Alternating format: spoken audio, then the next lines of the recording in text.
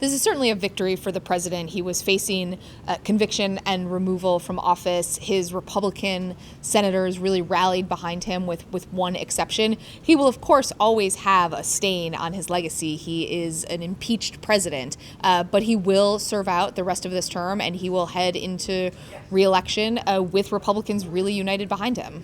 Democrats really played their most important card in this impeachment procession. They had one chance to really go beyond just the normal investigations that they've engaged in for the last several months and take this step to pursue impeachment.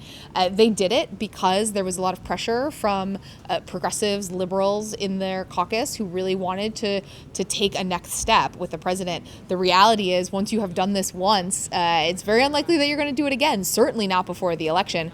If Democrats now want to see Trump out of office, they have to do it at the ballot box in November. Romney held his cards pretty close to the vest about his ultimate decision, announcing in a floor speech shortly before the final vote that he would proceed with conviction. And it's a remarkable moment for Republicans. Mitt Romney is the party's 2012 presidential nominee. Now here we are in 2020, and he is voting to convict a Republican president. These are two men that have been at odds for quite some time.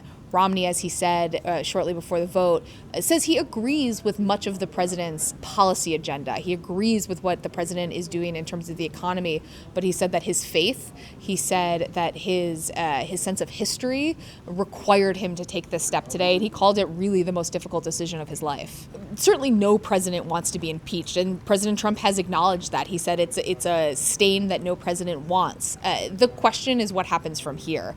He very well could find himself in an impeached president who wins re-election, and he would see that as the ultimate triumph over his critics.